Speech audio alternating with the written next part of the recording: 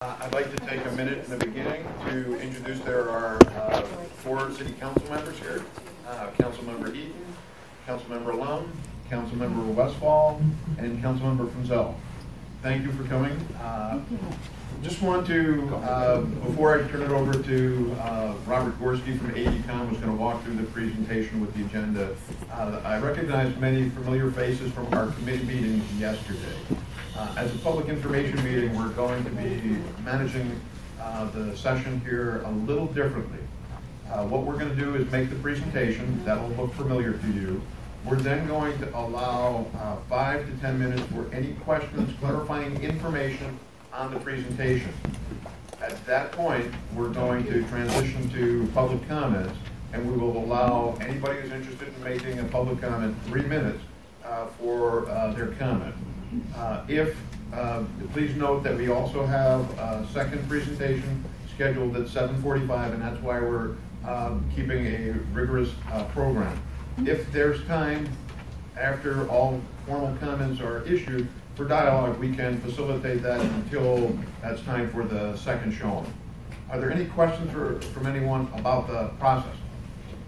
I see a camera. Is this going to be taped? This meeting is being recorded. Is it going to be available? Excuse me? Is it going to be available to watch? We are planning on taking the videos of both meetings yesterday. So yesterday we had a leadership advisory group and citizen work group meeting and this public meeting, and they will all be placed on the project website. Can't promise when. I'm not the technology guy to know how you get all the little pictures out of that and put them on the group in Great Big World. So to keep my voice for the later parts, I'm going to turn it over to Bob, and thank you all for spending your evening here with us tonight.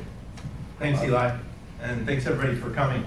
I was going through my notes, and with this meeting tonight, this will be the 17th time that we've engaged the public on this project. So anyhow, thanks for coming. So here's our agenda that I'll walk through, giving everybody an update, talk about the environmental assessment, some next steps, and then take any questions. The purpose of this meeting is to present the environmental assessment. It's been out for a couple weeks, signed off on from the FRA. It's on the project website, soliciting comments through November 2nd. So we haven't met in a while. The last time we met was in September of 2016. So what have we been doing since then?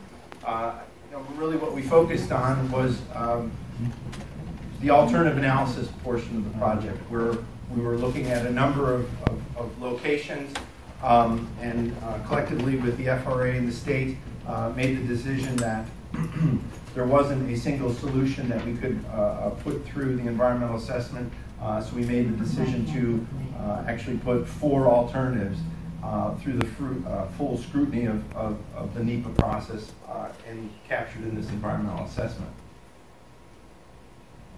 So where are we now? The document's been released, actually doing a 45-day comment period as opposed to typically it's a 30. We're going a little extra longer. Like I said, the comments we'll be accepting through November 2nd.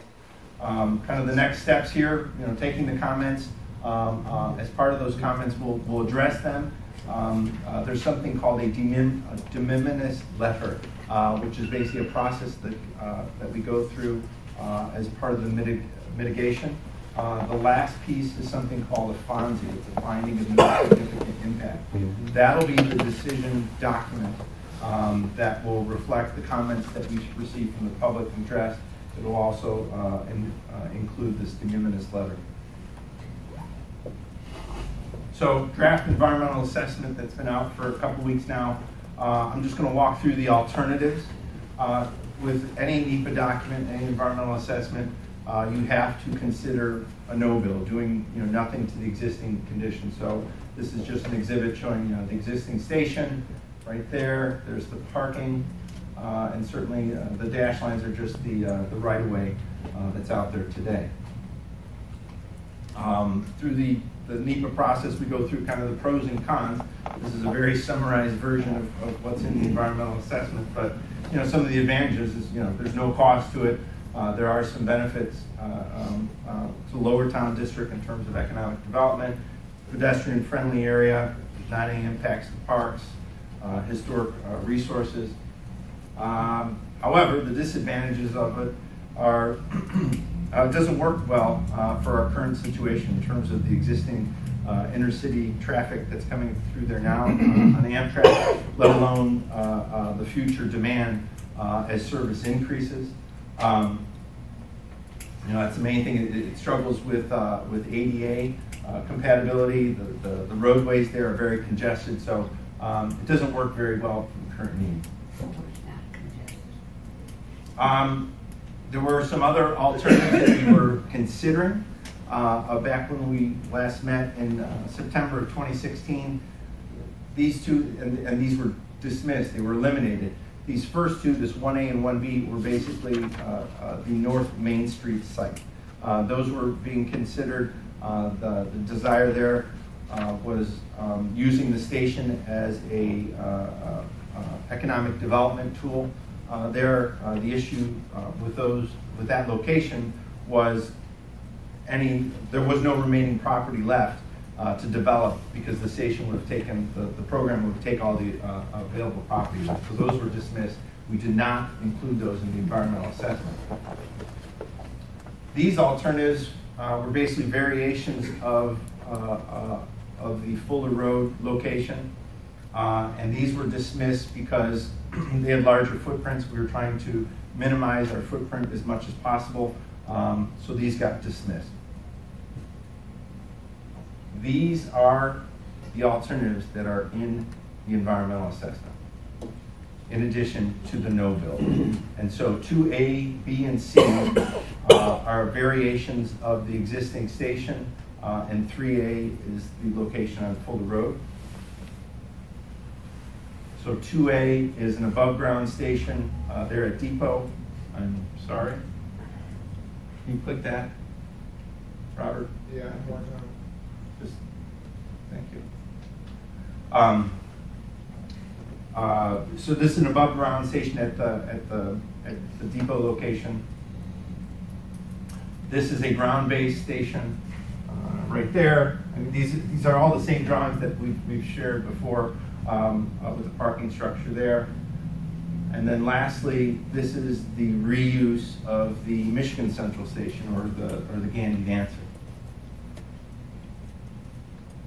So there are some advantages to this location. It's currently where it's at now. Again, there's economic development benefits. The Lower Town District, it's pedestrian friendly. We're able to design it in a way that we would meet the demand that's out there today and in the future.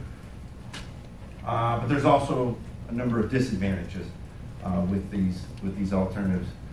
First and foremost, there's a lot of property that needs to be acquired from at least two, and in the case of the 2C, the reuse of the Michigan Central Station, we need to buy that property. And if you did that, there's a potential, there'd be a loss of city revenue in terms of taxes and employment, because you'd have to displace the restaurant. These locations are also in the floodplain or in the floodway.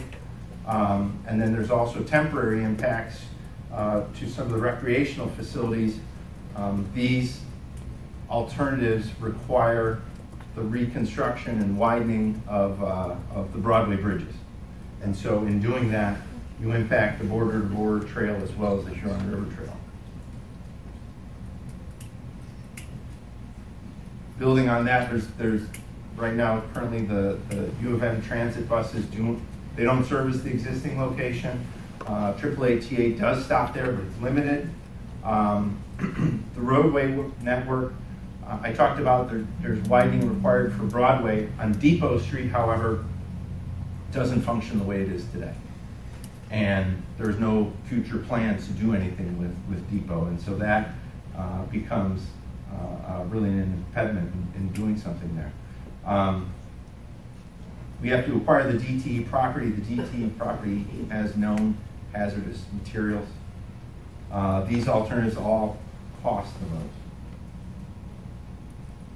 And I already talked about impacts to recreational resources. And the historic property would be the Michigan Central Station itself. So pros and cons for those alternatives. This is build alternative 3A with the station above the railroad, and then the parking there to the north. Some of the advantages: no property required, it's not in a floodway, there's no hazardous waste, we're not displacing any businesses, we're not impacting any historic properties.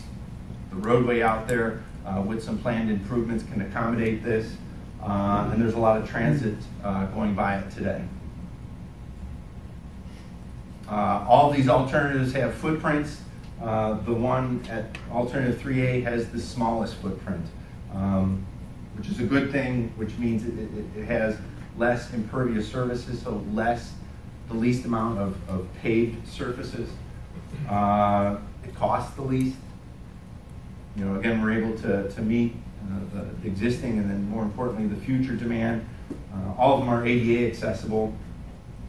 We're near a large employer, and certainly, you know, we're also looking to accommodate commuter rail in the future.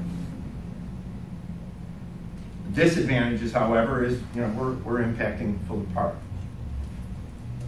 Additionally, and we've talked about this, is that currently that parking lot at Fuller Park accommodates park users, 150 park users typically, and so in off-peak hours, so during construction, they would need to, we would need to allocate parking for them somewhere else, and so that's an impact.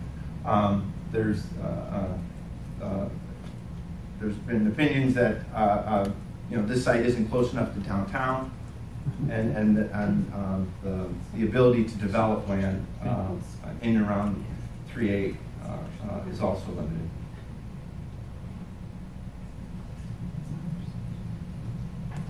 So based on that, based on kind of the pros and cons of each site, you know, we've decided, you know, along with the FRA and the state, you know, looking and analyzing all this data for the past year, that Fuller Road, that build alternative 3A is the preferred alternative.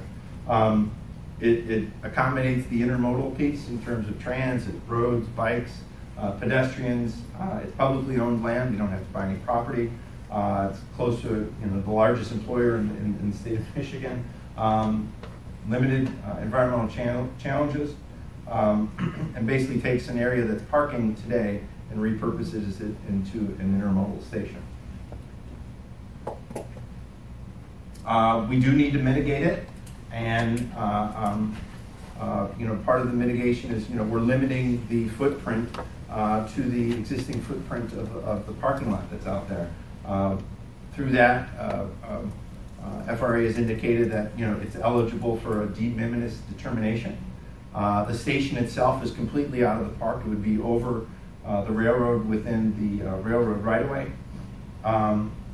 And we would, you know, look to, as we move on into design, you know, continue to minimize as much as possible any use of the parkland, and really do everything that we can to enhance, you know, some of the other multimodal aspects of that. You know, additionally, you know, continuing to work with the public and the Parks Department to just minimize the visual effect of it too. So again, some of the additional mitigation is just these 150 spaces that are being used today during off-peak hours for park users. We need, during construction, we would have to accommodate that somewhere. So that would be, you know, through a mitigation plan, but that would something that we would want park users to still be able to park nearby during construction. Also looking to make, you know, the facility as environmentally friendly as possible. So, you know, incorporating renewable energy and then green infrastructure, stormwater management.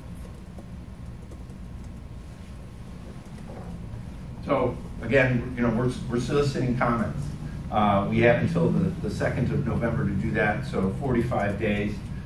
We can take your comments tonight, written down, or you can email them directly to Eli, or certainly in writing too. Here's some of the next steps.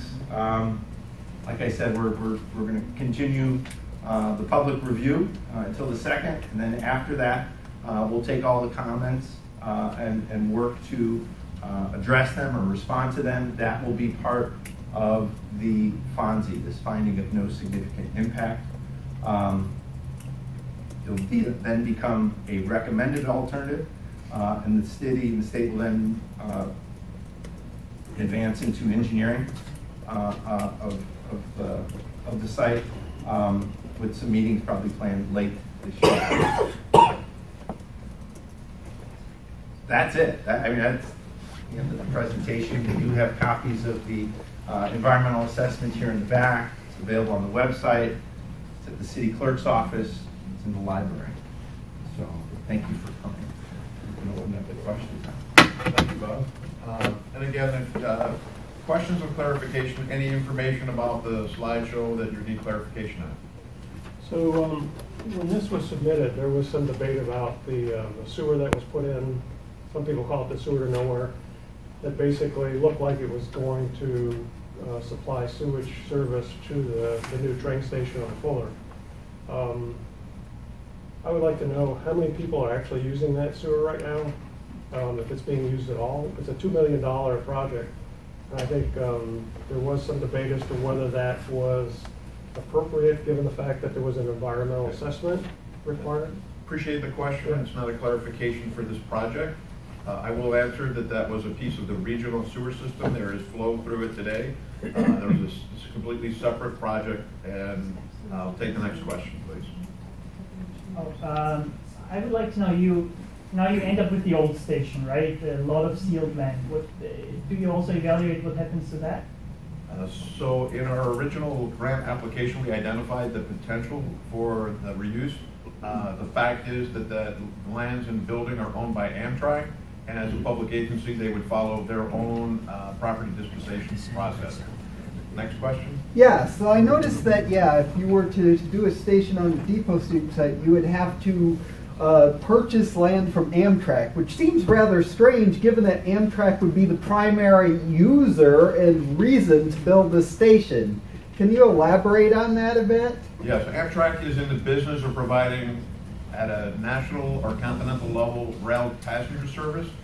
They are in the business, other than in the major cities, of shedding passenger facilities to be managed by local communities. City of Dearborn has recently built a station, and so that if we in the city of Ann Arbor would like to see the shortcomings of our station addressed, that it would be a local project, and that the terms of the transfer of the existing operation and the future operation with Amtrak are all items for negotiation at a later date when we get there. Next question, Councilmember Long. Just to follow on to Mr. Cole's question, I understand the Dearborn station was built with ERA funds and that their operating costs were also covered by stimulus funds. Is that correct? I don't know the source. I believe Amtrak has signed by contract to agree to operate and maintain the building, but I'm not sure what source of funding. Al Johnson from MDOT, sir, I don't know. Al, do you know of what the revenue that Amtrak's using? The station was funded with our funds to build the construction of the station. Operations is handled by the city of Dearborn. They have contracts with the various carriers that operate in that building to help offset some of the costs of operating that station. In the front? Yeah, I was looking for, in your report, an impact on traffic. I saw very general statements about it, but the Fuller Street station is going to change a lot and add to a lot of congestion coming up Glen, going by a new hotel that's been proposed. And the whole traffic, we became very sensitive to traffic as a result of the hotel that's being proposed. But this train station at Fuller and down at the depot has traffic implications. So could you respond to that, please? Sure. And we did an elaborate traffic study looking at the existing traffic there today, and then also projecting it out to, I believe, 2035, 20-year outlook. And then on top of that, we looked at, all right, let's put a station there, look at the traffic that's generated from that, and how does that impact the roadway. There is some reconfiguration needed in terms of adding some right turn lanes of the roadway, and then there is a planned improvement for the intersection that's already programmed that would address the intersection improvements needed. What I was looking for is some data about projections, how many cars. Let me offer that there are two links on the project website. The first one is the report, which is 212 pages that has a high-level summary. If you open up the appendices, you'll find hundreds of pages of detail, including all the traffic counts and the future traffic forecast. The information's on that website. If you have questions, see me after the meeting or call me tomorrow or next week. But all the entirety, including the data that was collected in the model, traffic engineering models that were run, are all in the technical appendices. Just a quick comment, I didn't see that among the advantages or disadvantages. And it would be a suggestion that you include that. Thank you. I'm assuming from what you presented, actually, this is still in process. I mean, it's going to move forward one direction or another. It may not be necessarily in the choices that you've indicated to us. But one of the things that wasn't said today, and I keep reading about it and I don't know anything about it, is the issue of the possibility of a commuter line as well as a high-speed rail line. And I'd appreciate any comments you have to make, because there's some people who think we could have one at one location and the other one at the other location. There's existing intercity passenger rail out there today. There's 3 round trips a day, so 6 trains. The state has plans to go to 10 round trips a day, or 20 trains. And so this has been built and sized to accommodate that. As we went through the process, there's planned commuter rail that could happen, and so we also wanted to accommodate that if it happens. Right now, I don't see it happening anytime soon, so really this is focused more on the intercity passenger rail. But it could be at another station. Let me elaborate on that. So the commuter rail project, when I started with the city in 2005, it was being managed by SEMCOG. Over the course of the last decade, it was transitioned through SEMCOG to the RTA.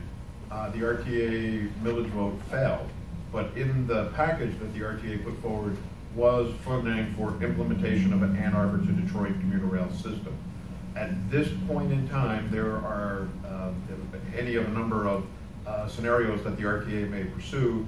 They have statutorily the right to go back for another vote in 2018, and then again in 2020. There's also been some discussion that I've read about, heard about, in terms of a bi-county authority, Wayne and Washtenaw County, and not part of the RTA. So there's still a desire and momentum behind commuter rail.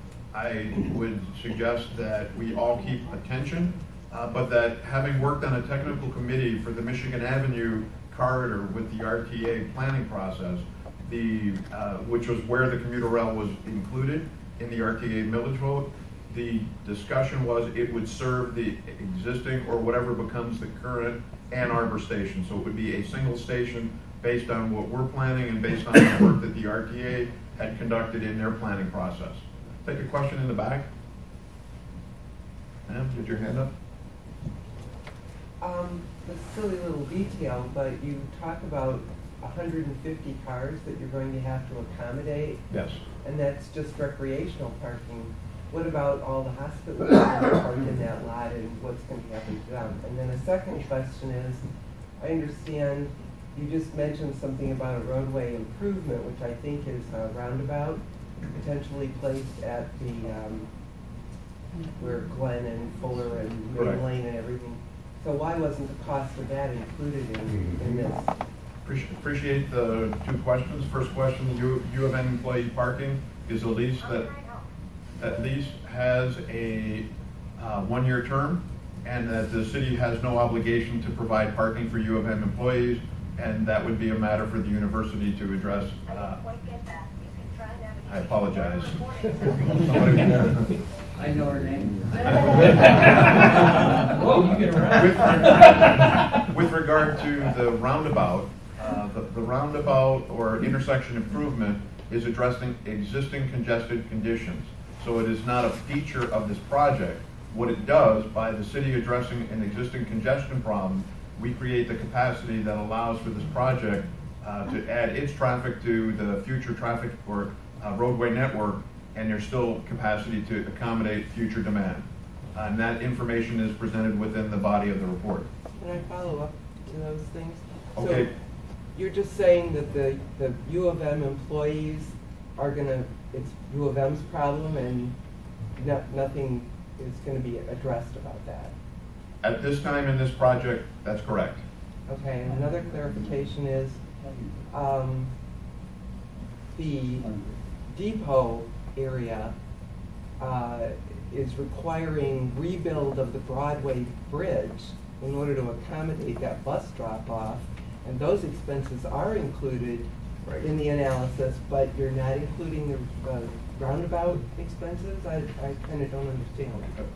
And I appreciate that's a question for clarification. The clarification is the bus drop-off and the widening of the bridges are necessary to facilitate the ease of access and convenience of access related to this project. The roundabout and those costs are directly attributable to this project. If this project does not move forward, we don't need to widen the bridges, we don't need bus pull-offs. With regard to the roundabout at Fuller East Medical, whether this project is built or not, that improvement is programmed and will be built 2020, 2021. It's programmed and it's needed. And that funding is in place, or it's programmed to be in place, and that's why it's reported in the report as an attribute of the infrastructure or the system, and that's the way that this process requires for us to treat it. Question about parking, how you did your calculations given the disruption that's underway in the vehicle world. We're having trouble making calculations to the future, and yet your report seemed very specific on the number of cars, including replacing 150 spaces for current parks people. So how did you do your calculation knowing that in the next 10, 15 years, connected and other vehicle technologies are supposedly going to change the way we park our cars? So I'm going to take the first 150 because that's easy, and then I'm going to let Bob handle the harder part of the question. We work directly with the park staff who has a census of the current parking, and that is what is necessary in order to mitigate the impacts of this project on the park users from the park operators' view. So that's a number that we have received from the work of our Parks Department. With regard to the transportation numbers, I'll turn to the expert. Okay. So the parking. I guess it begins and ends with projected ridership. And so the state of Michigan, along with its partners, we're working on increasing operations from Chicago to Detroit, more trains, and so they did a ridership model. And so they got a ridership model for Ann Arbor. Ann Arbor today has the highest ridership of all the stations in Michigan. Based on that ridership, Amtrak has a formula that comes up with the minimum amount of parking that they need for this type of service. Now, this is a service that is, with the grant, you're obligated to operate this for 20 years, and so they come up with a number that'll be sufficient for 20 years. It's not what you need to start, and so the project is phased, and so we wouldn't be looking to build the full amount of parking from day one, but at least we need to environmentally clear and have the ability to provide that parking in the future if needed.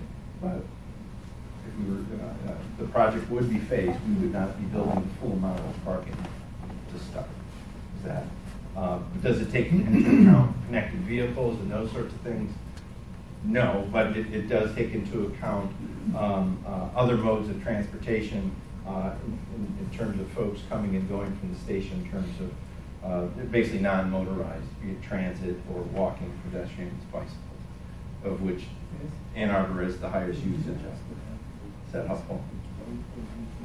I hear it, but it sounds like Amtrak is still using planning metrics that may not have the flexibility to do it, so it's going to have to come through the design of the facility. Yeah, I think that the opportunity for us to limit the amount of parking that's provided is by properly sizing the phase one. And if the future has a different pattern of human interaction with transportation that doesn't require large parking facilities.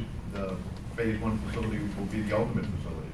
And in broad sense, the phase 1 facility is about 50% of the total build out. So about half of the 1,100 parking spaces would be built 500 plus or minus. And if in fact the world changes, that would be all that would be needed. But within that first phase, the parks users numbers are always in at the first number. So the Amtrak number is on top of the parks number. And I'm not here to say that I know or that anybody would know what we're going to be, where we as a community, where we as society in our engagement with transportation. Everyone understands it's changing, but until it changes, we're operating under the current planning models and assumptions. Councilman Westphal. Thanks, and apologies in advance if I didn't catch this within the binder. There's been some references made to economic development potential. Were there any calculations in there, given its improved rail facilities' positive impact on property values, the long-term fiscal benefits for the tax base of each of these possible locations? So with regard to economic development, the report handles it in more of a qualitative, it's not as much of an analytical frame. The analytical element was how much vacant developable land is in proximity, walk proximity to either of the locations, and the conclusion of the report is that this is either of the two alternative sites are predominantly developed urban areas, and the most significant economic impact is going to be on existing community, and that the relative small amount of developable land relative to each other is addressed, but it's not reported in what the metrics are, how many new housing units or jobs could occur, but in terms of just raw acreage of land, and the amount is small relative to the existing urban framework of people who live and work within those same walk or impact areas relative to the economic impacts of this type of an investment. In the front here. We understand there's supposed to be a vote on the station. Is that going to be an up or down vote on this particular selection, or will there be a vote between the different alternatives that have been considered? So the city council, in a resolution when we accepted the federal grant years ago, indicated that a vote of the people will occur at or before the completion of final design. So that is, we're still in environmental review. Once the environmental review process is completed, what we'll do is design the preferred, or at that point it'll be the selected alternative, and there'll be decisions made by staff and the council as to whether we have a sufficient information base to go to the public with the preliminary engineering drawings for a vote, or whether we proceed into final design, get better information, and bring it at a later date. But it would not be a vote of, this is not a popularity contest. This is a federal process where we had to follow the federal rules, and we have done so, and collaboratively with the FRA have identified a preferred alternative. The next. So it's on this design, this site? At this point, it's a draft preliminary EA with a preferred location. The next step will be the FRA will publish a draft finding of no significant impact if we've done our work well. That will be subject to 30-day public review sponsored by and facilitated by the FRA, at which point the FRA administrator can sign an environmental clearance document, and that would convert this from a preferred to a selected alternative. That's the very specific steps. I'm getting a high sign that we need to move into the comment period. So at this point, if you have 15 minutes before. Okay, so we have 15 minutes. Could I have a show of hands? How many folks would like to provide a comment? Okay, so we'll start right in the front. We'll work our way around. Okay. Hi, I'm Larry Baird. Been in Arbor for quite some time. Avid border trail advocate, and I really feel you guys have chosen the wrong location completely. And there's many reasons for that. One is the border trail is completed at Broadway. There's minimal impact on the border trail. You can go right underneath Broadway Bridge. There's no impact to the bikers or pedestrians. I haven't reviewed the whole assessment, but I'm not sure if there was a pedestrian and bike safety assessment of both locations. Number of incidents, fatalities, bike fatalities are up quite a bit. There's actually an article in the Wall Street Journal today from numerous universities about bike fatalities going up. So I believe putting more congestion at Fuller. I was a student at U of M. I used to live on Island Drive. I used to do that ride up. There's been no improvements to move students from North Campus, Lower Town, to Central Campus. And this project just makes it worse for them. It does not address that issue. So I think anything that relates to pedestrian, biker safety needs to be adequately addressed. I believe that the roundabout, I'm not sure if the cost of the roundabout were included, but I believe you can't say that Fuller doesn't require any improvements because it requires plenty of improvements. Everyone that's driven through there at rush hour knows that traffic congestion is horrible on Fuller. So if you're going to say we're going to include the cost of widening Broadway or Depot, then you also need to include the cost of the roundabout. Roundabout study's been going on for 10 years. There's been no public access to those studies, no formal discussion with the public about how that roundabout would work. Old people going to the hospital, people in emergencies trying to get to the hospital with a roundabout, ambulances in the roundabout, pedestrians in the roundabout, bikers in the roundabout. I just don't get it. I think right from the start there's been a bias towards that selection site. I also would like to know when the emails and the communications between the FRA and the City of Ann Arbor are going to be released. This is the third go around of this assessment. It's taken 3 tries and way too much time. There's been a lot of background noise that we haven't heard. There's been a lot of things hidden from the public that need to be made public. So as a now former Ann Arbor resident, township resident, I would ask for some transparency in this situation. Thank you. Thank you. Next.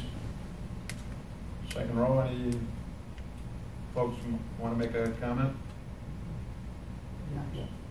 Well, if we're moving, and then we only have about 15 minutes before the next presentation. Third row, thank you. My name is Jim Walker, resident of the area since 1962. I also work with the National Motorists Association. I think the plan for Fuller Road is in the wrong place and way too much money. I believe you could expand the existing facility at far lower cost and with almost no environmental impact in the area. I believe there are ways to increase the parking at low cost. You might end up spending $5, $6, $7 million, maybe that much. I believe that the projections of the increased ridership are hard to say that those are good numbers. Train is the most expensive way to move people compared to other forms of transportation. I just think the whole project is poorly thought out and far too expensive. I have prepared a written comment. I have 5 copies for officials that are here, and I've already emailed it to Mr. Cooper and to the City Council and the Federal Railway Authority. Thank you. Next. My name is Yuri Popov. I hold a PhD from the University of Chicago. I teach at the University of Michigan. I do not represent the university, I represent my own views. And I believe the location for the road is the best location we can get from a transportation perspective. And if you take into account intertransportation, not just motorized vehicles, but transit access. Location for the road has far better transit access. There are University of Michigan routes which run every 2-5 minutes during rush hours. There are many of them, 6 or 7. I actually take one of those routes on a daily basis. Those bus routes operate until 2 a.m. They operate on weekends. And given that half of Amtrak ridership essentially related to University of Michigan in one way or another, these buses and access to this public transportation can allow students from the university, employees of the university, staff of the university, whoever, faculty of the university, access a rail station without any motorized vehicles whatsoever, without taxis, without Uber, without friends dropping off people at the station, and as a result of an increased use of public transportation use at the new location, while we might never need the second phase of the parking structure whatsoever. So overall, I think from the transportation perspective, as a lifelong transit user, as a person who lived in 4 different states, in many cities, and visited essentially every single major transit system in the United States, I think this is by far the best location we can get. Thank you. Anyone else want to? Hi, my name's Clark Chernetsky. I was on the original depot selection committee, site selection committee, back 35 years ago. And at that time, there were a couple of things that we assumed when we decided that that's where it should go. And one was there was still parking available on Depot Street, on the north side of Depot Street. That's gone. The property just west of the present metered parking lot was available. The city, when they passed the approval of that site, said they hoped that Amtrak or the state would buy that property and make that into parking. Instead, there's a new building there. It's that one on stilts that JJ&R is in. The also was assumed that Mishcon and Detroit Edison would vacate their locations, and that would be available for parking. Mishcon did eventually vacate it, but they say they plan to build something there. And the Detroit Edison portion across the bridge has actually been expanded. So available parking especially was something that never did really materialize. I think it's time to move the station to a better location, which is Fuller Road. It's an intermodal station, so you put it where the modes are, and the modes are on Fuller Road. You've got AATA, university buses, which carry a lot of people. If the light rail between Northeast Ann Arbor and Central Ann Arbor is built, it'll be right in the middle of that. The Fuller location is out of the way.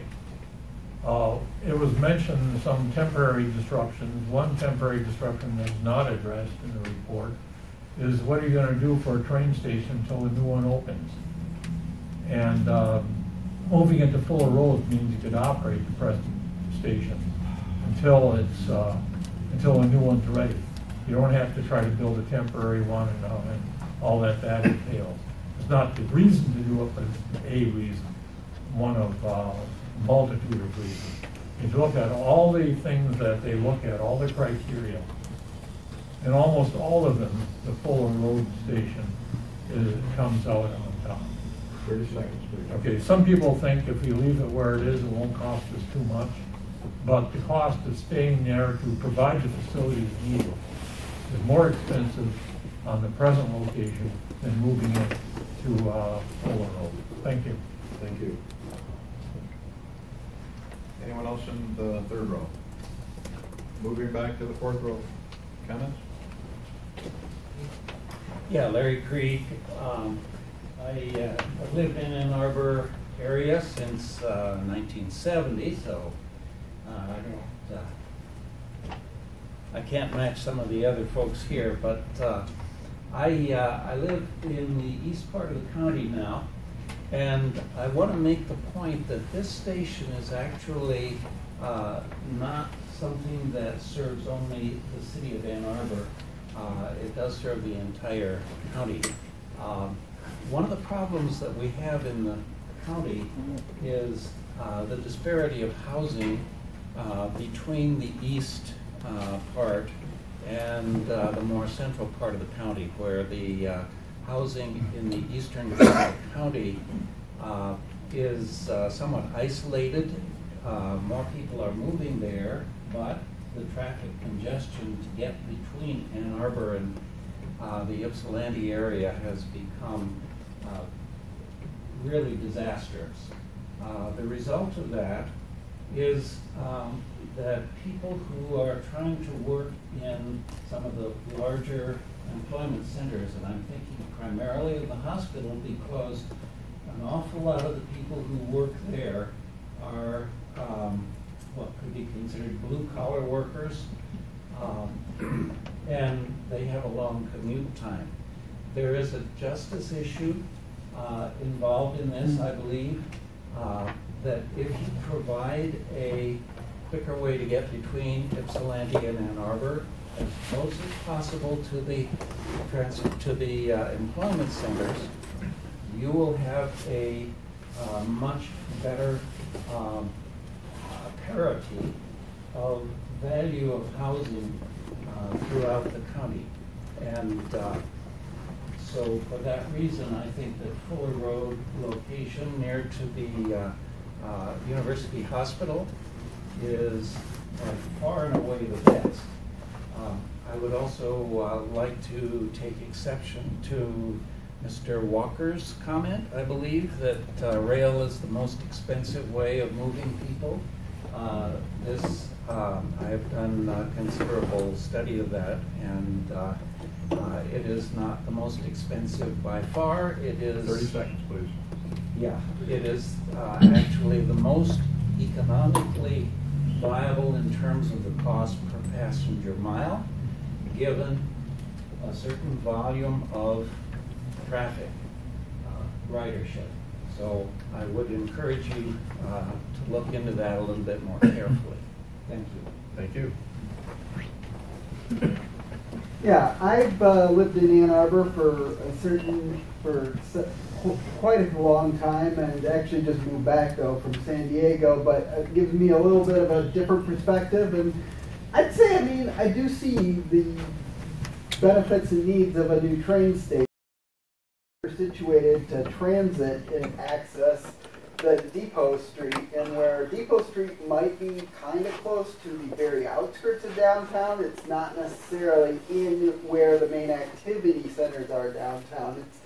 It's at the edge of Carytown, really. It's just, but at the same point, I do get the one thing I go back to is I notice the Depot Street, it's like you're assuming you're going to have to pay Amtrak for the station. Well, that seems like you should be able to make a deal there because Amtrak is the main user of this station, and I see that. And the other concern is, well, national politics. I mean, getting this funded is one of the big concerns, and I know you're saying, yeah, there's going to be more service, but when? That's a big question.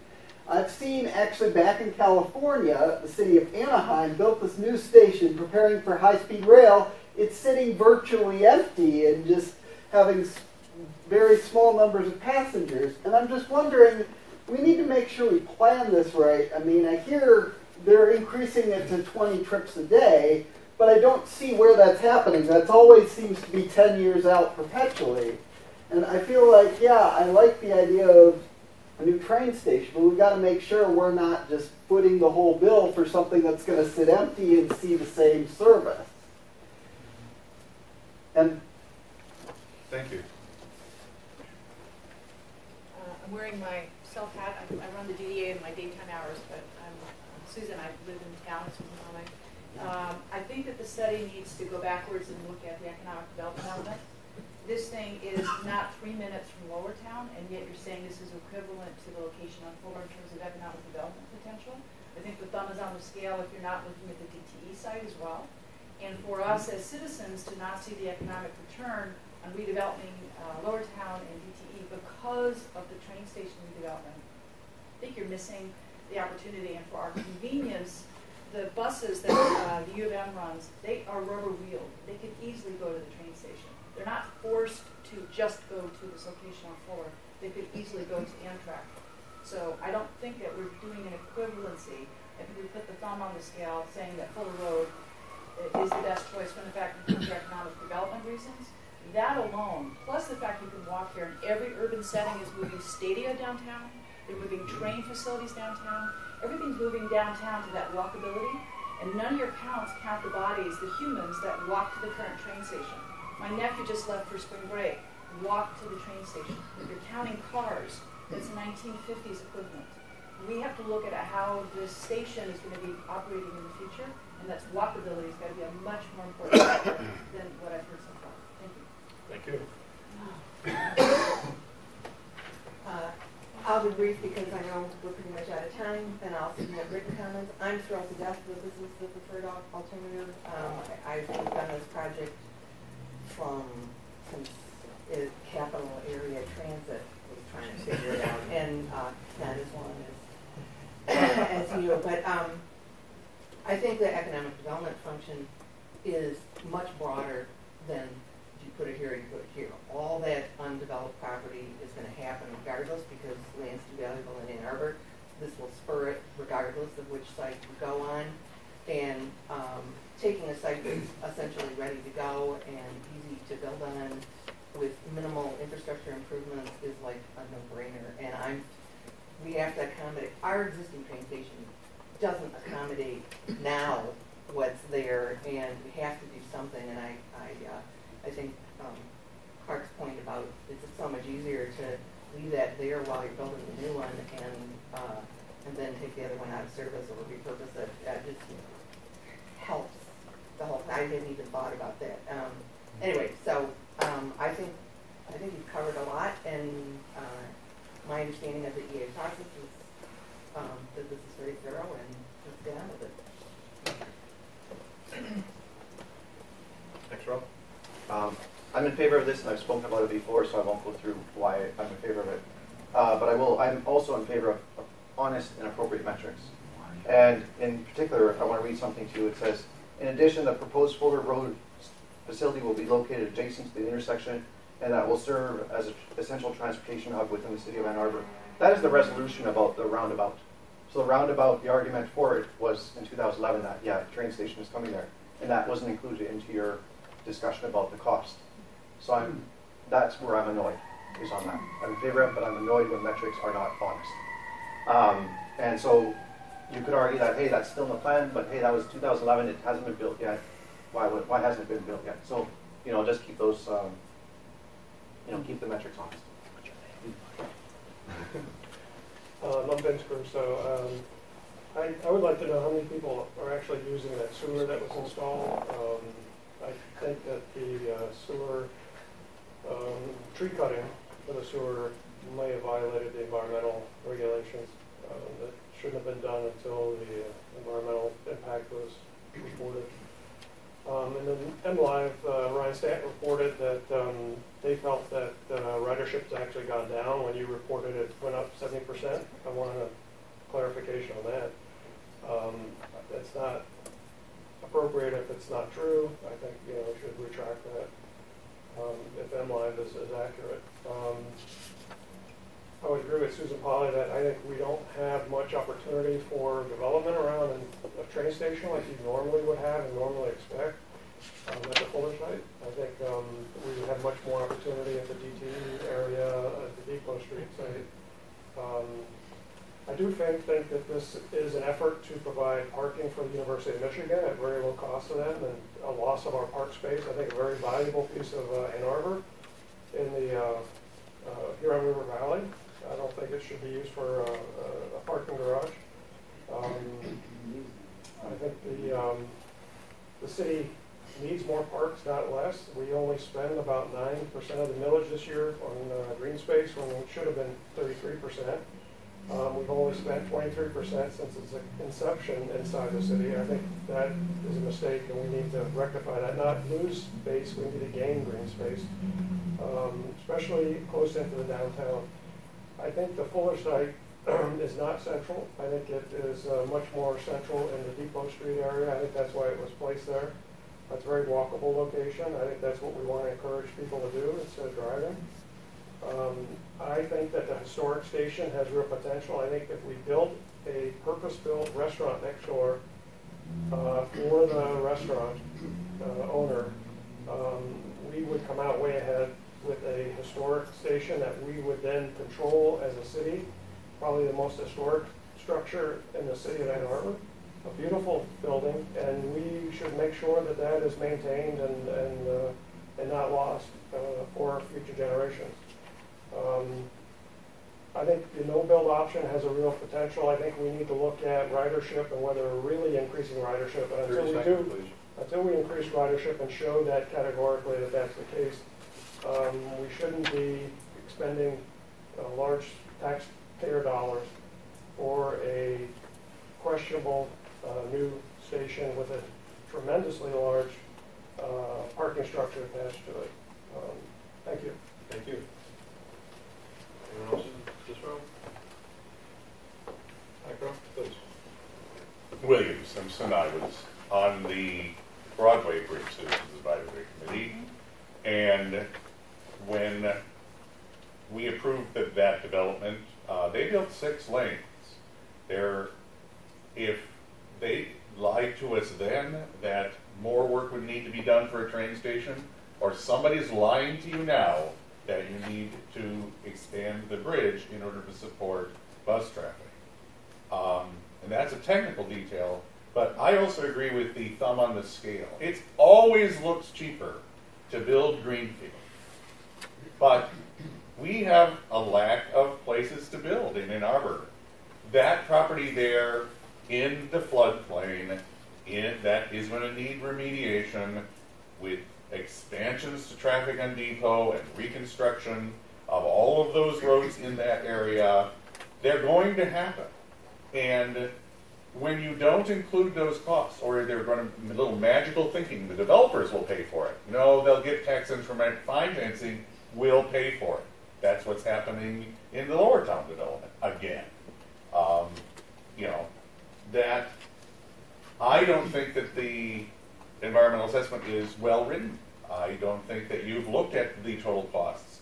I used to live on the north side, and I walked to that train station to take, either to Chicago or even all the way to Washington, D.C. Living on the west side, the bus station would be very convenient. I've taken the bus there to then take the train to Washington, D.C. Yes, routes could be better. And anyway, I just feel like the thumb has been on the scale, that we have not seen enough transparency, that a lot of the technical details that I was looking for in the appendices weren't there. Eventually we'll get all of the information that was between you and the FRA. And I still have an outstanding court order that will allow me to get it if we don't get it soon. Because I've already sued the city of Arbor on the Broadway Bridges project. So I would be most in favor, and my environmental friends would hate me, if we said, fine, we're going to turn that entire depot town into, we're going to restore that to Greenfield and build a wonderful park there in the center of the city, and sell off the park on Fuller and give us better economic development there. And I'm done. Thank you. Thank you. Anyone else in the back row?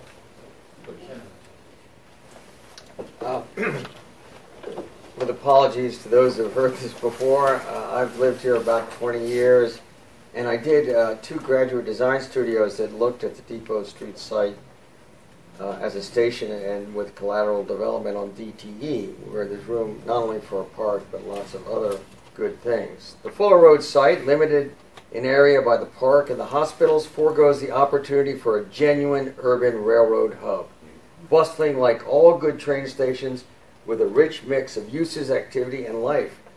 The Depot Street site could be surrounded with existing and, more importantly, new development on this large, open, well-located piece of land not a half-mile away. My studies have shown that well over 1,000 people could live on and work on the extended site without building in the floodplain, with plenty of room left for park, in addition to people who could shop, dine, drink, and even stay at a classic railroad hotel. This TOD site would offer timely development alternatives to downtown, which is getting crowded, while generating considerable new tax revenue. The other big difference is the station can be served by not one, but by 2 major streets, providing drop-off pickup spots on 2 levels. As for the issue of Depot Street backing up at rush hour, There's sufficient width toward Main Street for another lane which could switch direction during rush hours. The Fuller Road site is located on what is this very long strand or road that connects the larger historic center of Ann Arbor to across the river valley to the newer northeast third of the city. It's a road rather than a street, which tells you something right away. Is it suitably urban? It's not well connected with the Ann Arbor grid, and is a busy thoroughfare with heavy congestion. As you know, a serious bottleneck for both Maiden Lane and Fuller. Think about how congested it will be with another 20 Amtrak boardings, plus commuter trains, not to mention 1,300 parked cars maybe in the ultimate build-out, on top of many kiss and ride cars, taxis, transit vans, buses, cyclists, and as others have said, maybe new modes of transportation. Even if these estimates are high by a factor of 2, the congestion is still extreme. Having planned projects around the world with traffic circles, I don't believe one can mitigate such heavy traffic.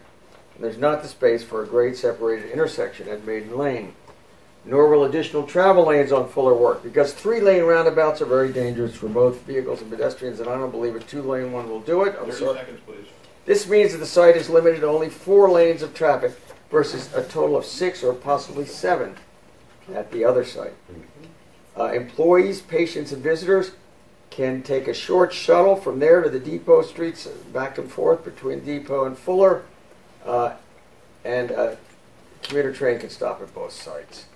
The connector, if it materializes, could do that as well. Depot is closer to downtown, as many have pointed out, and if it's all about the initial capital cost, that's not sufficient as a determinant for such a 50 to 100-year decision. That's not as long as I had last night. 3 minutes. Okay. Okay, I believe that takes all of the hands, and fortunately for us, it's taken us exactly to 7:44. So in 1 minute, we're going to start the PowerPoint presentation, and there'll be another opportunity for clarifying questions and then comments after that.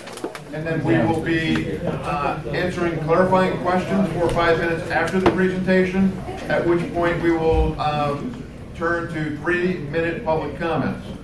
We also have asked that all comments be provided in writing. The information within the show will give you how to address and what the timeline is for comments. Again, thank you for coming, spending part of your evening here with us tonight, and I'll turn it over to Bob Gorski, who will make the presentation. Bob? Thank you, Eli. So this is our second presentation this evening. We've had a couple other meetings in the past couple of days, and this is actually our 17th meeting that we've had engaging the public on this project. So put together quick agendas. It's just what we're going to go through this evening, kind of where we're at, where we're going, what are the next steps, and then taking the questions. So the purpose of the meeting is to talk about this environmental assessment that was just released a few weeks ago. It's up on the city website and is also available over at the city clerk's office and at the library. And then talk about our next steps and what's going to happen after this review period. But it's been a while since we've talked to the public. In fact, it was September of 2016. So what have we been doing since then? We were really focused on something called the alternative analysis. There wasn't an obvious place that the station should go, so we were looking at multiple locations and comparing those, and decided that we were going to advance multiple locations through this full environmental assessment process. So that's really what we've been doing for the past year. Where are we at now? We have a document that's been approved and signed off by the Federal Railroad Administration, and we're in a review period. And so it's 45 days. Typically it's 30 days. We're going a little longer just because there had been such a break in time. And we're accepting comments, looking to get feedback through the 2nd of November. What happens after that? We're going to gather those comments, look to address and answer them. Part of the process will be something called a de minimis letter. It's part of it's a mitigation measure that's part of the environmental document. So responding to comments, the de minimis with the mitigation any environmental impacts would all become part of this, what's called a finding of no significant impact, or FONSI. And that will be the decision document as the outcome of this environmental process. So I'll talk a little bit about this environmental assessment that's been out there. I want to talk about alternatives. In every environmental document, you always consider your no-build alternative. And so this is basically just looking at the existing station and essentially doing nothing, no building at all. So, you know, there's the station, there's the parking that's out there today, and then of course there's the property that surrounds it all, the right-of-way line. There are some advantages of the no-build. You know, it's not going to cost you anything by just leaving it there. And there's no immediate impacts to parks or historical buildings. But there are disadvantages. You know, right now it doesn't work for the existing condition, let alone if operations expand. Doesn't meet ADA requirements. It's really inadequate for the service that's there today, let alone if it expands into the future. Roadways are certainly very congested. There were some other build alternatives that we were considering a year or so ago, but then we eliminated. We did not include in the environmental document. These two alternatives were variations of an alternative on North Main Street that was considered at one time, but then dismissed, primarily because there was interest there to redevelop land. However, by putting the station there, you were going to develop all the available land, so there wouldn't be anything left to develop after that. So we dismissed that. We did not include that in the environmental assessment. These alternatives were variations on alternatives that were located at the West Fuller Road site. And these were eliminated because we were trying to make as small of a footprint as possible. And they were larger, and so we didn't want to advance those through the environmental document. We wanted to keep everything within that existing parking lot. So these are the final list, in addition to the no-build alternative that are included in the environmental assessment. The first is what we call 2A, and this is just an elevated station over the railroad there, but you know, primarily at the existing station site with the parking structure to the north. This is again a variation at the same location, but with a passenger station actually on the ground instead of over the tracks. This last version is actually the reuse of the Gandy Dance, or the Michigan Central Station. So there are advantages to these alternatives that we looked at and evaluated throughout the environmental assessment. But there's also a number of disadvantages associated with these. I think first and foremost is there's a lot of property that needs to be purchased, either from Amtrak, Detroit Edison, or in the case of the Gandy Dance, we'd have to buy that property and displace the restaurant. Environmentally, there's floodplain in the area. There's floodplain, floodway. It's not buildable land. And additionally, there's temporary impacts for some recreational features because we'd have to widen some of the bridges there that would impact these trails during construction. In terms of transit, the U of M bus system doesn't serve that station, that location right now. AAATA does serve it, but it is limited. And part of the reason why it's limited is the current roadway network, specifically Depot Street, is very congested. There's no planned improvements to add capacity there.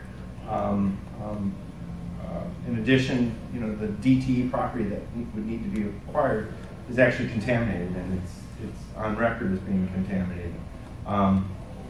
These alternatives also cost the most. The other alternative at Fuller Road, Bill Alternative 3A, there's some of the advantages that are summarized from the environmental assessment, and we don't need to acquire any property. There's no impacts to the floodways. There's nothing out there contaminated that we know of. We're not going to lose any property taxes by dislocating businesses. We're not going to impact any historic resources. There's plenty of transit out there today going by the site. And the current roadway can support this with already planned and programmed improvements. It has the smallest footprint out of all the alternatives that we considered, which translates into least amount of impervious areas, which essentially is the least amount of paved surfaces, which helps us in terms of stormwater. It costs the least.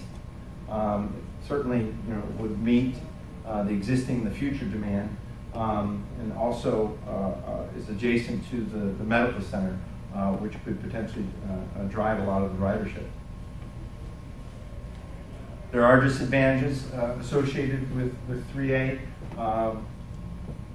Impacts to the park. The park impacts the way it's been conceptually designed is we would want to limit that to that existing parking lot. But there would be, in addition to impacting the park, there's parking there today that's used by park users. That would be displaced during the construction of the new station. And so that would need to be mitigated so folks would still have access to the park and somewhere to park during construction. There's not as much or limited transit-oriented development at that location. And then there's a perception, at least out there, that it's not close enough to downtown. So environmental assessment, the purpose of that is to come up with a preferred alternative. So our draft preferred alternative is 3A. 3A has the least amount of environmental impacts. It provides access to the transportation system. It is truly intermodal. There's no land that needs to be acquired. It's adjacent to the hospital, so there's a lot of users there. Challenges environmentally are limited. And it takes a parking lot and repurposes it into a multimodal operation.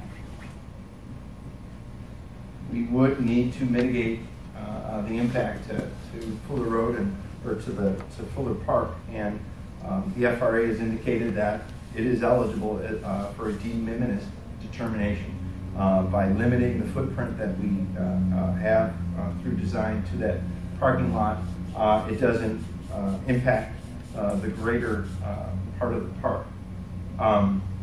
The station itself is completely within the MDOT right-of-way, so that's actually not within the park, it's within the MDOT right-of-way.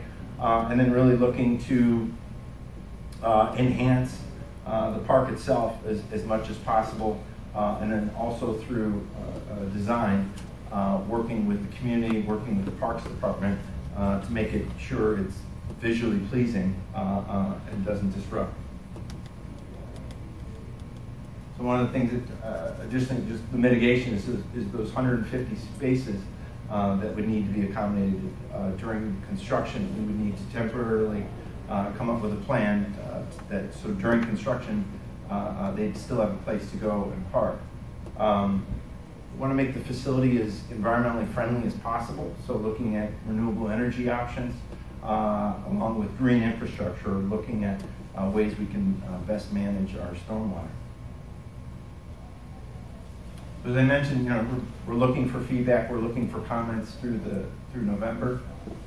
The best way to do that, in addition to leaving comments with us here tonight, is just email them directly to Eli or send them a letter. So, what are the next steps? What happens after November 2nd? After November 2nd, we'll collect all the comments. We'll work to respond to those comments and include them as part of this FONSI document, the finding of no significant impact. Additionally, we'll start to take this recommended alternative and begin the preliminary engineering on that and design, potentially having meetings to talk more about that later this year. That's it. That's the end of the presentation. As Eli mentioned, we'll go ahead and take some questions, and then we'll have actual public comment. Thank you. Thank you, Bob. Thank you. Okay, questions? Please. Yeah, I was just wondering about the transit-oriented development and how that factors into either site, because I see a lot of barriers to it, and probably on both sites. And I mean, yeah, you have the parkland surrounded by an U of M and one site, and the other site you have all these parcels that are owned, and some parts that are have hazardous waste and had just other things, and just I'm wondering, did they look at the possibilities on both sites? And I know that could also make a difference, because right now Depot Street site does not have that much transit, and I'm wondering, did they look at whether certain developments and or improvements over there could bring about more transit? So I appreciate the question. The economic development impacts are one of among 20 criteria that we're required to address in the report. The report speaks to the impact of this project in Ann Arbor in the context of the two sites that are being proposed. In both circumstances, what the report indicates is that as a primarily developed community, the economic impacts of the project will be greater on those businesses and homes that already exist. There is a measure of amount of land that's vacant within a walking distance of the two sites that's reported. There is slightly more land that's vacant next to the Depot Street site, so we've identified that, but we cannot speculate as to whether those lands would be used or not used. And in the description of the report, it speaks to how many residents and employees would be served, and that's the primary economic development, if you will, discussion within the body of the report. On the side, I'll come back to the front. Yeah, thanks for the presentation. The parking structure, how many spaces? And I guess my thing is show me the money. Who is going to contribute funds for that, or what is proposed? Yeah, at this point in time, the parking numbers are detailed in the report. It's around 1,300, 870 for long-term Amtrak users at Site 3A, 150 for permanent park users, 250 potential future commuter rail, and some 50 or 60 for short-term parking. If you add the numbers up, or please look at the report, that's the discussion of the long-term full build-out parking. What the report indicates is that we would not build all that with phase one, probably about half in order to meet the needs for the intercity passenger rail service, meet the need for through the year 2025, 2030, meet the needs of the park users, but there would be no parking provided for commuters as part of this project. So that's where that's at. With regard to funding, that question is a question that's on everyone's mind, but it's not a responsibility for us to identify the funding sources in this phase of an environmental review. As we go through preliminary engineering, should we get in through that phase, we will begin to identify the potential funding sources in order to offset the cost of building the project, as well as operating and maintaining it over time. Okay, thank you. In the front, please. All right, I'm going to start with the one that you raised. You said there was a perception that it was not as accessible, the full road site was not as accessible to the downtown. What does that mean, a perception? I mean, is it or is it not? And I don't like that word at all, and I don't understand So it. I appreciate that. If you read the report, it defines the physical distance from each of the sites, and neither of the two sites is within the National Transit Walk standard to the core of downtown. The Depot Street site touches a piece of the northern part of the downtown district, and so I agree with you, it's not perception, it's a fact. The report as written is factual. Okay, thank you. Then you should change the slideshow. Thank you. I think, all right. Okay, then the other question, I'm glad to hear there are phases, but I am concerned about the other thing that you guys raised, that I question. I don't understand it. You mean you cannot at any point take into consideration what the zoning is of land that is vacant around these, the station? We have taken it into account, we have measured it, we have reported it, but we can't assume that any private property owner will use their land for any purpose other than what it is today, or any projects that have been formally presented to the City of Ann Arbor for development. So the report says this is what exists. Now there are future forecasts for employment and residence, but again, those are not specific to a site. And so this is a technical report, and it has to be based on the facts as we understand that. We might all agree that we don't agree with the process, but we're bound by the FRA guidelines to evaluate it in this manner. All right. And then there does, am I right that there has to be some kind of a vote? The city, before it would commit its funding to local share of a project, has required that this project be presented to the voters at or before final design. So this is the environmental review process. There are potential opportunities for a vote somewhere down the road, but a vote at this time is required by a city council resolution for a city share of the project. I do need to take another I know, question. but just one more, and then I won't raise my hand again, okay? I'll come back to you, I promise. Oh, right. You mentioned the connector there. Where is the connector projected to be coming through, and where is its location in to either 3A or the Bring the 3A slide back up. So the connector is a project that has gone through a alternatives analysis, and there were a half a dozen alternatives and one preferred alternative that came out of that project. The connector would connect from the northeast part of Ann Arbor in the vicinity of Plymouth and Green through the north campus to the medical campus. All of the proposed alignments that were considered for the preferred alignment would run on an east-west pattern immediately parallel and just south of the existing MDOT railroad corridor. So it would be coming up out of the river valley on structure over the railroad to the north of the helipad section and on an elevated structure across and through this vicinity. So, go ahead, please. Yeah. So then, obviously, high proximity to University of Michigan Health System in terms of stakeholder engagement and sort of the funding issues that have come up. Is that part of this sort of study at all, or is that a future study in terms of stakeholder involvement of financing? The answer to your question is yes. That is that we have discussed with them the transportation needs that they would have in terms of the bus bays and berths that would be provided, but that there's history from a previous project where the city and the university had entered into an agreement, and that project did not advance. In this process, in this project, we have not had specific conversations about funding with any adjacent property owner or any other interest within the community. That would be something that would be undertaken during the preliminary engineering phase when we begin to start to lay out what the funding sources would likely be.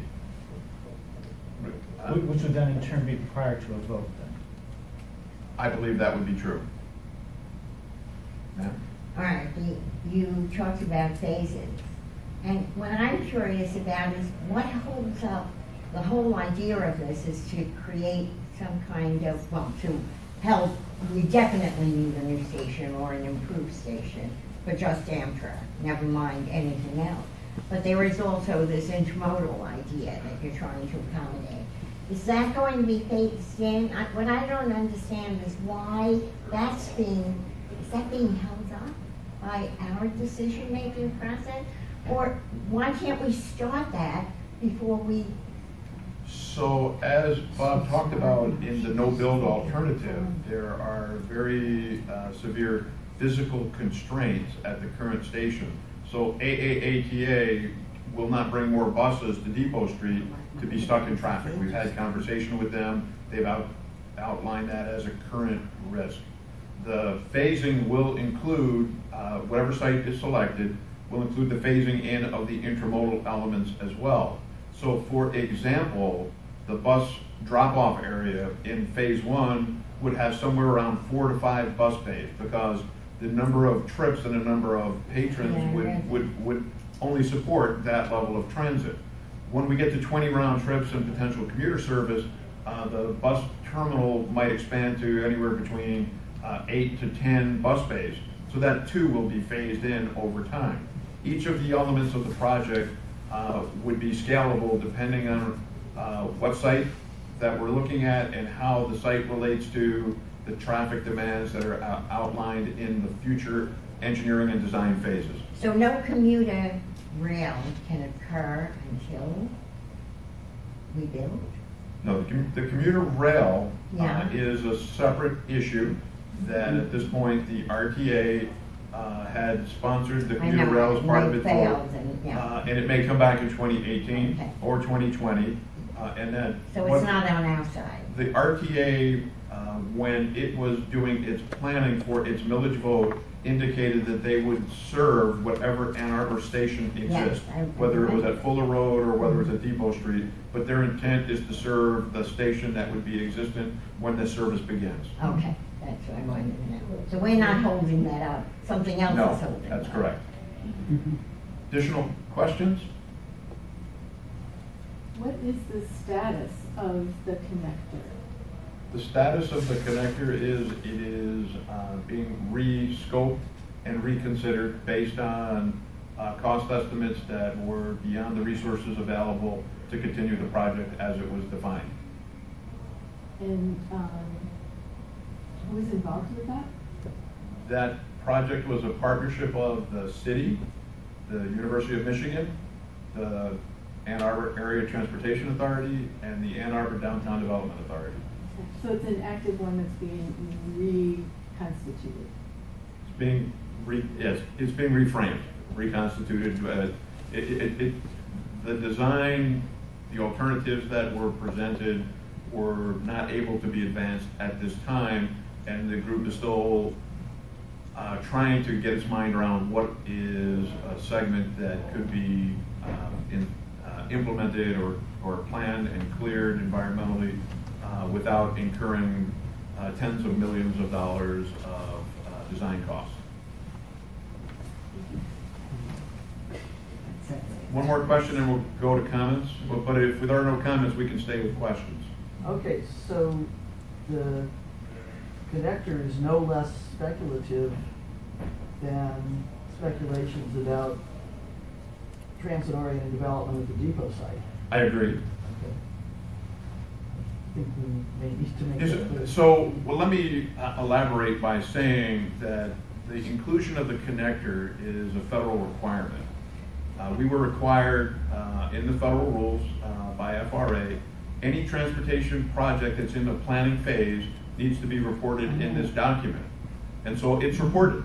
But you don't see on our illustration where the connector alignment is, because this project stands on the merits of the review of what it is that we know.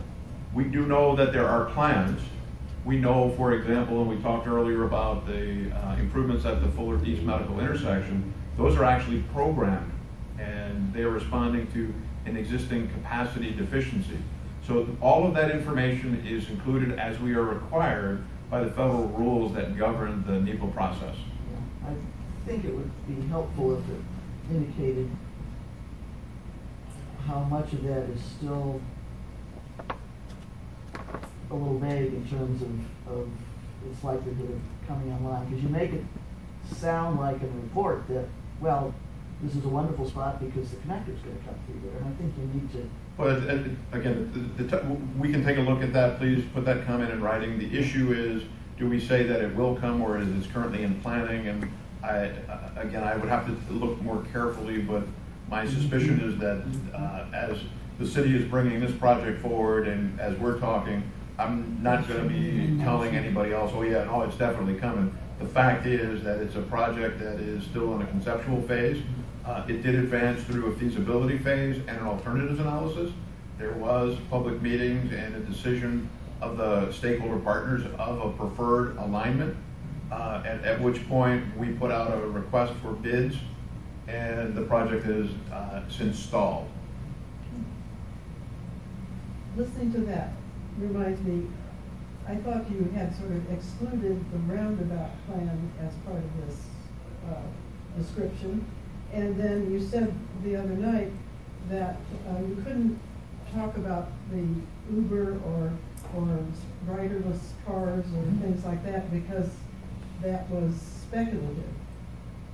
Well, I wouldn't Or, say that it was I don't know what you say, speculative. but I mean, you So- exclude some things that are coming down the road faster than others. Let me say that, and I believe I've been clear, that the way that the report addresses the Fuller East Medical intersection has been consistent, and it's been the same since 2007.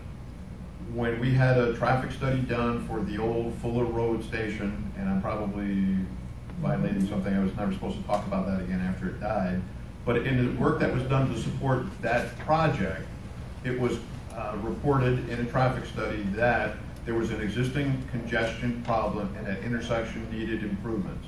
Yes. And the city agreed to that at that time, and this report builds on that same foundation. We've recalculated the traffic for that intersection. We believe it is still deficient in terms of the demand called upon it.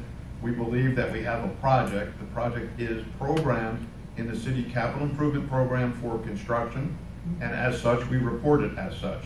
And that it has been consistent. It's the way we're required to report it, and that's known. With regard to the changing dynamics of transportation today with new form, shared ride models, Uber, those considerations, there are no data points that anyone has to map. There's nothing that I can use to be able to report to either myself or to the Federal Railroad Administration consistent with their rules that govern this process of the implications. There's not statistics now on how Uber is being used with regard to stations. They're not that are available to us, not that have been collected publicly, not that have, again, this process and this project is been several years in development. And although there may be data that would come out 3 months from now, the report is based on the body of information that was available when it was prepared. If in fact, so we've built nothing yet, right? So if in fact the world changes before we build it, we won't build it. Yeah. On North Campus, they have this new riderless thing starting to trial runs is right next door to this, and that seems rather more substantial than the connector. That's very experimental. We as a community, and I think you can tell from the sense there's a number of folks in the community, at least my read of, that believe that the current station is inadequate. I'm not going to say everybody has said that, but I've heard that from a number of residents. There's clearly a question of where's the funding going to come from, and I would agree that that's still a question. I think I've said as much. I would also agree that if we could build something smaller because we don't need it, we would. There's no desire here to overbuild something as some testament to something else. So we'll continue to monitor this, appreciate the input as part of the process, but unless there's a specific scientific fact that I can use and get a hold of and put it into the report, I'm not sure how to describe it other than we believe there will be changes and we'll monitor that in engineering and prior to construction. We'll take one more question. Let me just, before I take your question, does anybody want a 3-minute section for a public comment, or how many folks would want to make a public comment? Is it possible to make a second comment? You can make a 3-minute comment as part of this meeting if you would like. Okay. Would you like to? I already made one, but can I make a second one? If you would like to make a second one, okay, so we can continue to work on it. We've got about 5 more minutes, so I'll take one more question, then we'll take the comment. Because the meeting's scheduled to end at 8:30. Please. I have a question. I'm looking at alternative 3A, and there must be 3B, C, D, or 1, 2, 3. Do you have the depot on this? Yeah. Well, so Go back a couple. She came in late. So this is 3A. To your first question, with regard to 3B, C, and D, the footprint of those were beyond the footprint of this, and they actually had part of the parking structure on recreational lands. For those reasons, those alternatives were not considered. Bob, if you can run back to the Depot Street alternatives. Yeah, and I have a question about that. Okay, so there were also 3 alternatives that were considered in addition to the no-build alternative at the Depot Street location. Yeah, right. So no-build would be the existing station as is, trying to meet the future need. Okay. The 2A, the orange block is the station building elevated over the railroad track. The blue block to the north is parking. Okay. 2B, the orange block is moved north of the railroad corridor. It'd be a ground-based station. Yeah. And alternative 2C would be reuse of the Michigan Central Depot with the parking still north and west of the bridge. Okay, so I guess my question is, and maybe it isn't a question, but yeah, it is, because Eli, the way you say that the depot has so many limitations, as a citizen, I know its limitations. I use I use the place, and as an older person, all we want is an elevator to get up to the party. So, is there some alternative list that to create a more friendly, useful depot station, we would phase in dollars for this improvement? This, in other words, has that been analyzed? That's what this whole report is about. The no-build shows how it would meet the future need. Good. Part of the future need is a transit intermodal area. Yeah. Okay. And that in order to create an appropriately sized transit intermodal area, the current building and its location would interfere with transit operations. So we looked at alternative areas elevated on the north side. Okay, good. And so those are all described in the report. Okay, fine. Okay, if no more questions, we'll take 1 3-minute comment, and I'm going to thank everyone for joining us here this evening. I would like to make one more comment about the ridership statistics used in the report for Wolverine trains. And I think some people, as we saw today in the audience, were confused by the statistics in a sense that some people mentioned that ridership has decreased over the last year, 2016 versus 2013.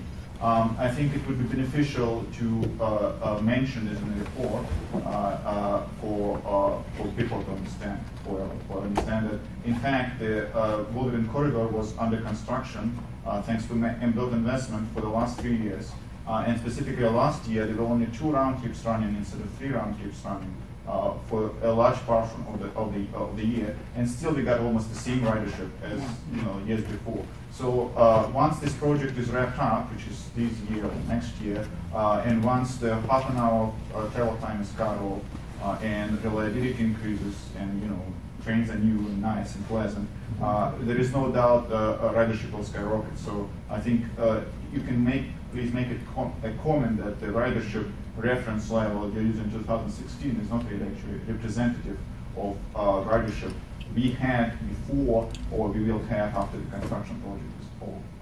Thank you for the comment, and I think the gentleman from MDOT was happy to hear that the ridership is going to skyrocket. He knows.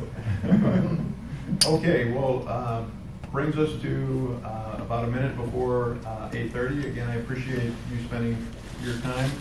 Everyone signed in, and if you have any written comments to leave, please leave them behind. The sign-in sheet is at the back table on your way out if you hadn't seen it on your way in. Get home safe.